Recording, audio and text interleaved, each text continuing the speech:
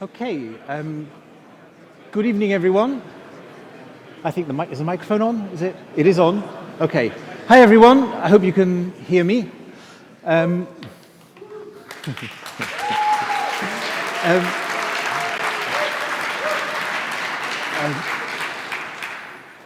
It's really amazing to be back standing up here after all these years and to see all these people. I remember 3 years ago saying, see you next year, and what a long time ago that was. So thank you so much for coming back, and keeping this alive. So this was quite a big effort and commitment for everybody involved. I know that Anne in particular and also Owen have taken on a huge amount of not just the work of organizing things, but that kind of emotional burden of it too. So I'm really grateful that for all the strength in the community and for those people in particular, the other people who have been involved in organizing this year and previous years, that between us we've got this network of strength that allows us to span these gaps and support each other, because different people have had different things to deal with at different times. And you're part of that, and I'm really glad that we're all here again together at last. So thank you.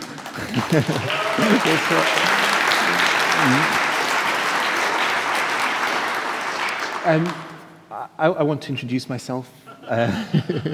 I'm Daniele Procida. That's what I look like on television. I'm a director of engineering at Canonical, the company behind Ubuntu. And there's my kind of life history down at the bottom, so you don't need to read all that. I live in Cardiff. I live about 10 minutes away by bicycle, or in Leiden in the Netherlands. And I've been at Canonical now for a little bit more than a year. One thing I'm trying to do at Canonical is to encourage Canonical to become more involved in the Python community and its events. So Canonical is looking for Python people with Python skills. Right now, we're hiring.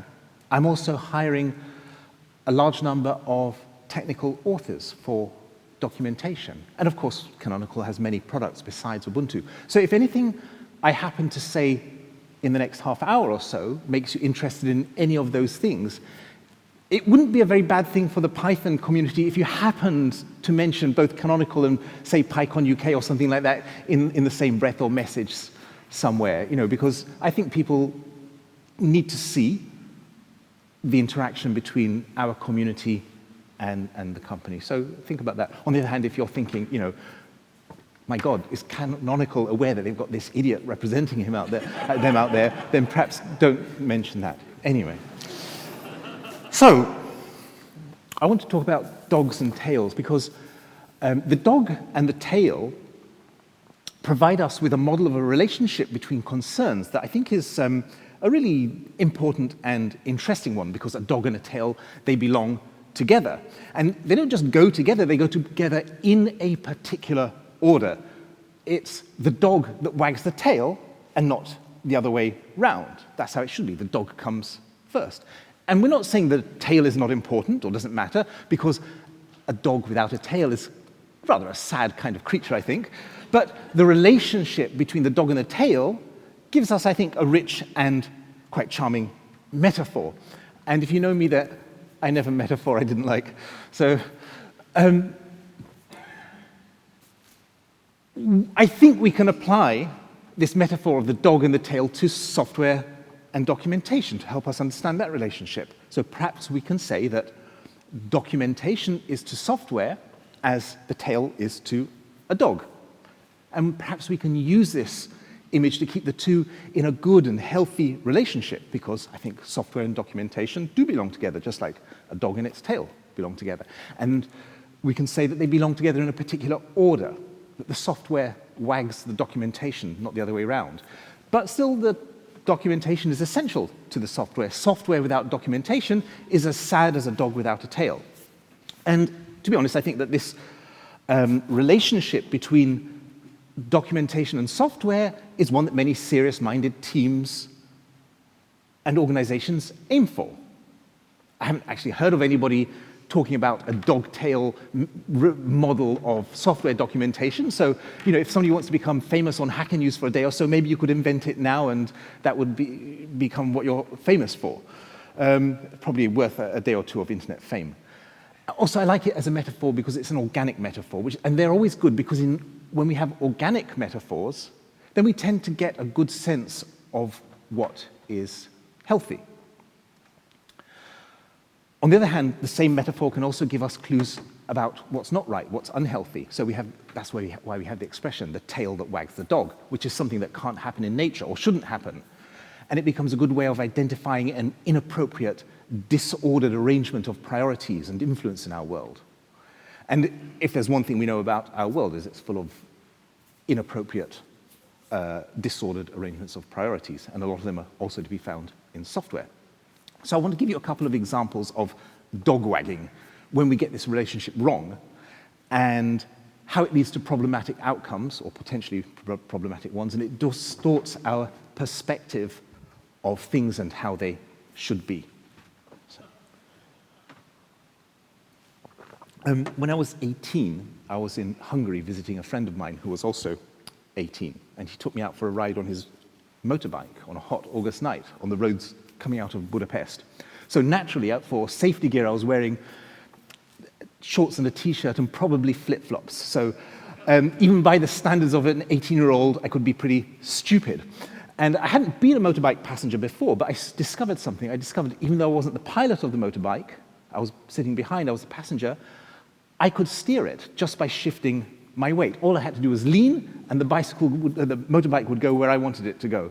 So my friend was rather surprised at this the first couple of times. And I spent the next 45 minutes or so exploring this new power that I'd discovered, whether he wanted me to or not. So the tail was wagging the dog. And as I say, as an 18-year-old, I was capable of rather poor judgment. And I was honestly quite lucky not to end that summer holiday being hosed off the asphalt by the Hungarian fire services.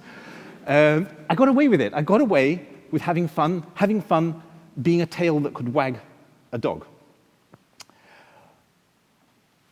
And that's an example of a reversal of the proper order, of the reversal of how things should be. So here's another example of a mistaken understanding. When I touch something, it's me that's reaching out. I'm reaching out with my hands. I have this power and I can touch something. I'm grasping. Touching is an act that comes out of me, that goes out into the world and lands upon the objects that I touch. And when I was a child, that's how seeing, vision, seemed to me to be. That a power came out from me, shot out from my eyes and landed on the world and touched things in the world, and that's how it was possible to see. So I was dismayed to find from my childhood science books that that's not actually the case, that my eyes are merely passive receivers of light. And I felt kind of downgraded, that a power had been, I discovered I didn't have a power that I thought I had. Vision wasn't like reaching out to touch things. And I remember that feeling that, I wanted that. And it took us, humanity, a long time to understand this.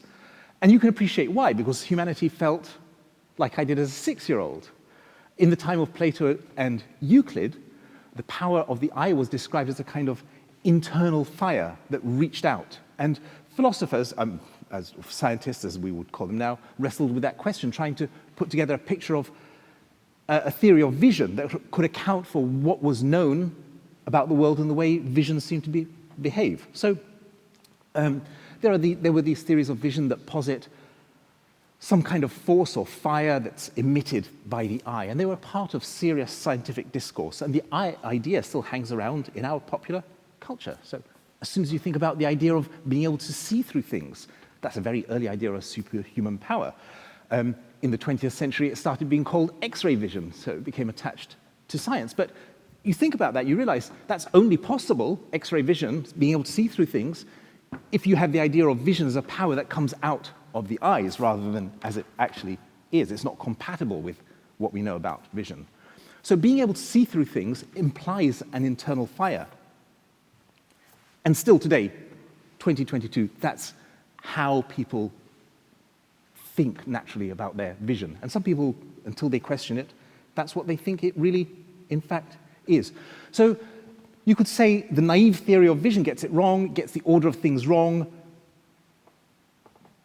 They think it's the tail that's wagging the dog. They think that their eyes are doing something, but their eyes are merely passive receivers, not emitters.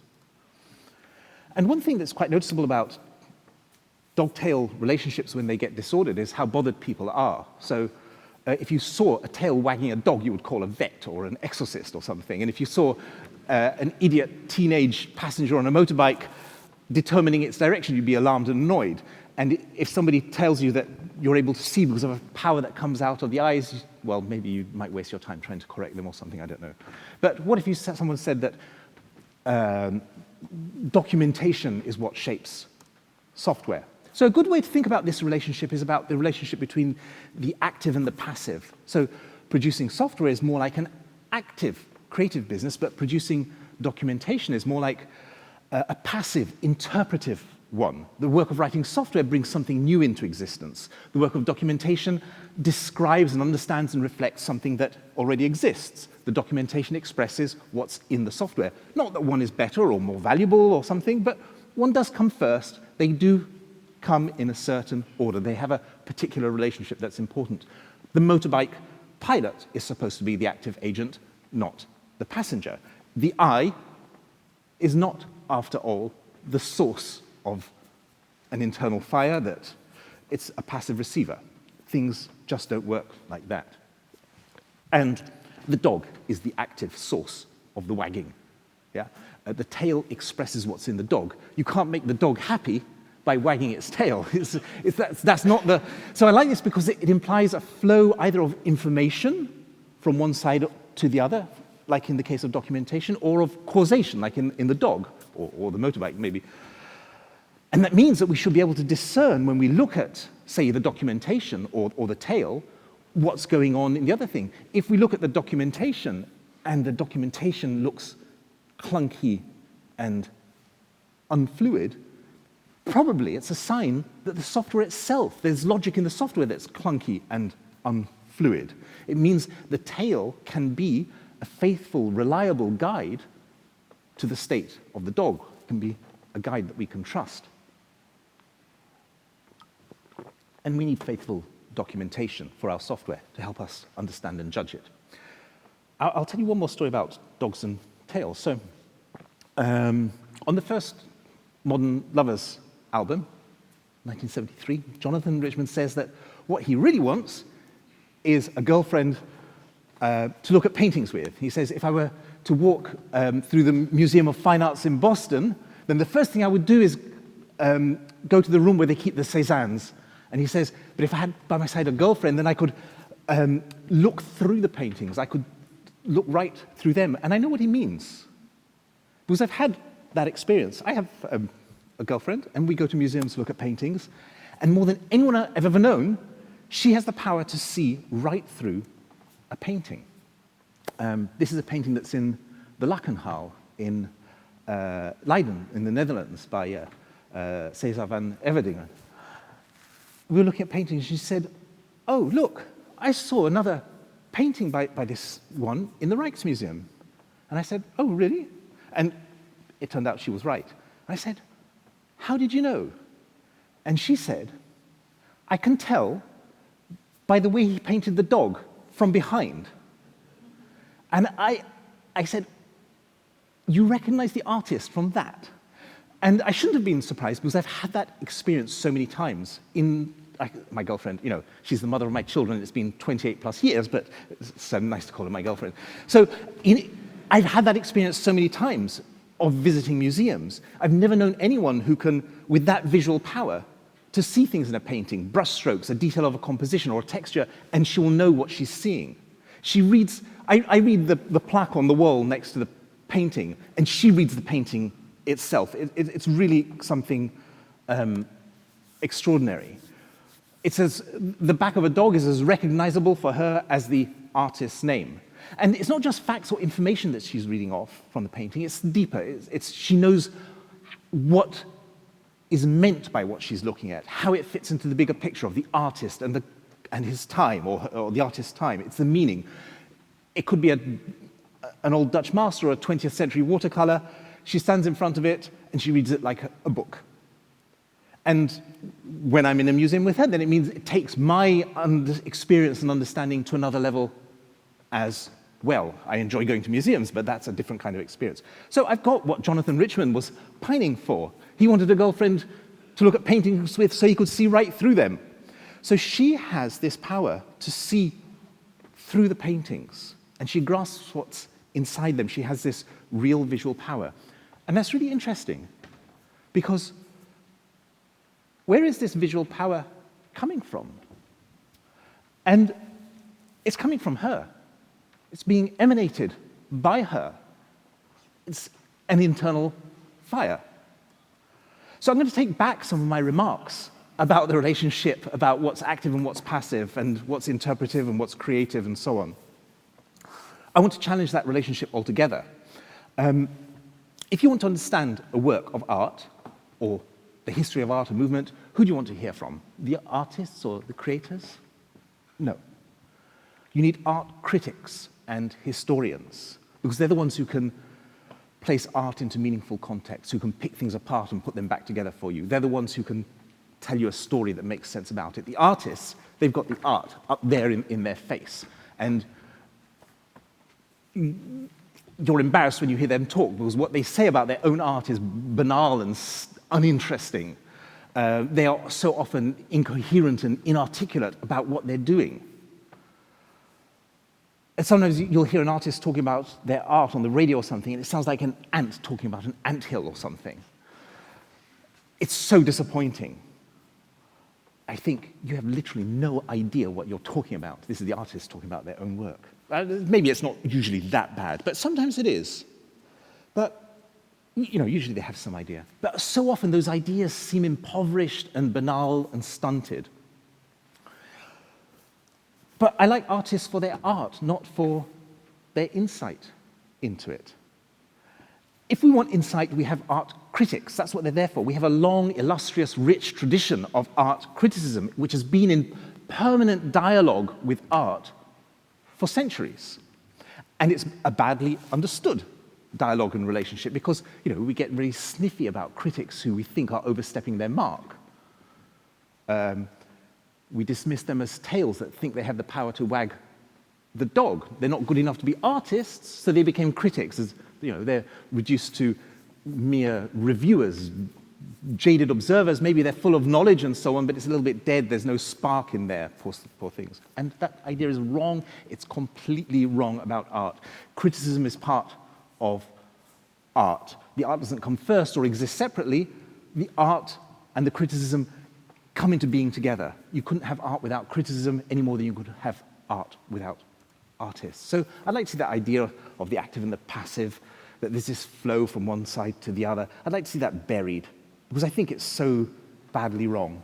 And I think the same idea is wrong when we come to software and documentation.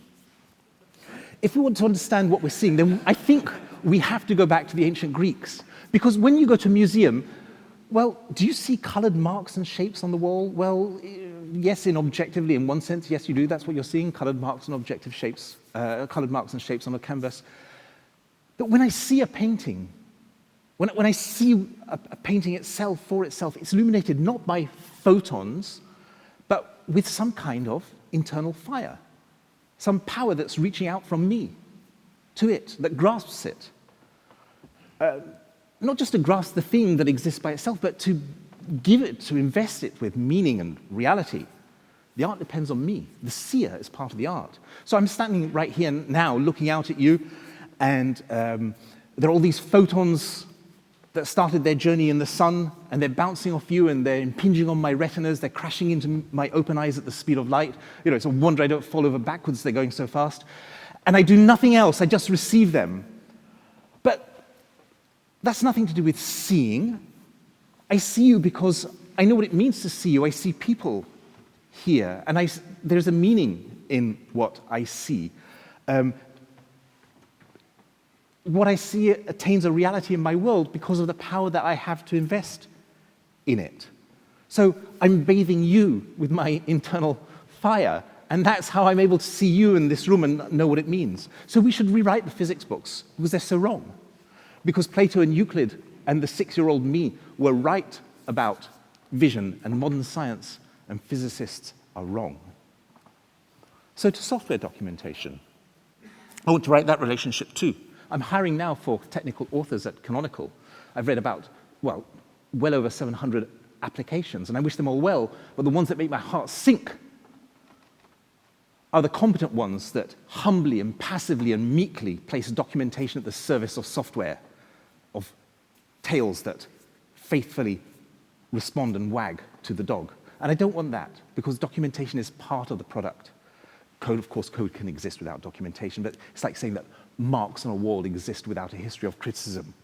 Useless. There's no art without criticism. There's no product without documentation. The criticism, the documentation, they're part of the meaning of the art or the software. So documentation is not the user's faithful guide to the product. Its job is not to do that. It's part of what the software is, what the product is.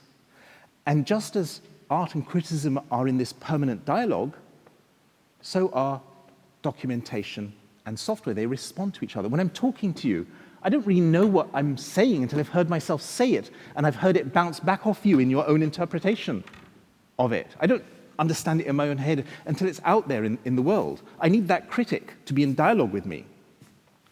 And if you're a software author and you want to understand what your software is and what it does and means, then you have to document it, because then you'll be astounded what you learn about it, because you'll then be in the presence of a critic who's tenacious and won't let go.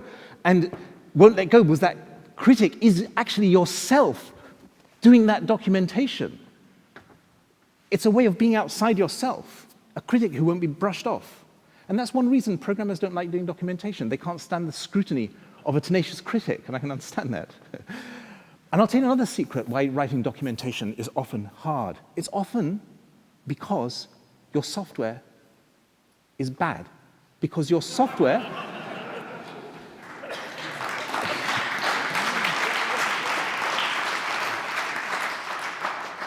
because your software is not good enough to wag its own tail. And your software is often allowed to be bad because you're allowed to be an artist without a critic. Because your software is a dog that has a tail that isn't strong enough to wag the dog back. So one more thing. I've got a couple of minutes left. I rode out on the back of that motorbike 30 years ago, and I managed to live another 30 years. So I'll tell you one more dog-wagging story. Before I joined Canonical, I worked for a company that had a really nice product that should have been doing better than it was. It deserved to do better. I divided my time between documentation and community and technical support. And more than almost anyone in the company, I really understood the users and their grasp of that product. I had this really strong impression that was reinforced and reinformed daily with interactions of the product as it was to our users. And of course, there are always gaps between what the producer thinks about the product and how it's received by the users. That's normal. And of course, there's always a process of feedback and improvement and so on. And it never seemed to really add up to success. By the way, the product was documented professionally and competently and seriously. But I realized after a while that no amount of documenting the product was going to be enough. So I wasn't in the team that steered the product. I wasn't creating or defining the product. But I discovered that by leaning on the back of the bike, I could steer it. And that's what I started to do with the documentation. So I became a more active interpreter of the product. I started to choose directions. I started to express them in documentation. If I wanted users to go away from some part of the product that I thought was not working for us, then I just deprived it of a bit of oxygen in the documentation. And if there was something else that I liked, I gave it more oxygen and it came into life. And I noticed that if I gave the customers, the users, a handhold, they would take it and find themselves in a new place. And then they would ask questions and interact with the software from a new place. And that really fed into the product. So the customer's weight, the user's weight was being added to my own. And the change in the way customers were thinking and speaking and using the product started to influence the product itself. And I did all of that from the back of the motorbike, and I did all of it in the open because it was all literally in the documentation. And over a period of years, I was not challenged once. I'd say, okay, I've documented such and such like this. I'd say, oh, okay. What about the other thing? No, I didn't do that. So, okay. And then they go back to work. And if somebody did want to challenge me, there was all this documentation that they had to start engaging with first. So maybe somebody did want to, but actually they never did. Maybe it was just too much effort. And we really saw the product itself change, and the customers' questions change, and the way we were interacting with them change as a result. And it was like the artist's encounter with the critic, the dialogue that makes the art change. We found that we were having to explain our product less and talk about our customers' ambitions more. And when that happens, you know that something is really happening with your product. So I wagged a dog. And that's what we can and should be doing, what you can and should be doing right now in documentation, starting the next time you open up your laptop. Whether you're a technical author or a programmer. And whoever you are, whatever position you're in, you don't have to be steering from the back of the bike. You can be the tail that starts wagging the dog and making the software better. Thank you.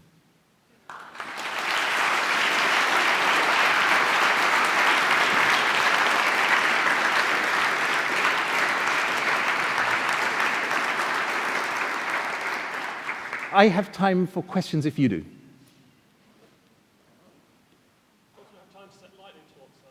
Okay. All right.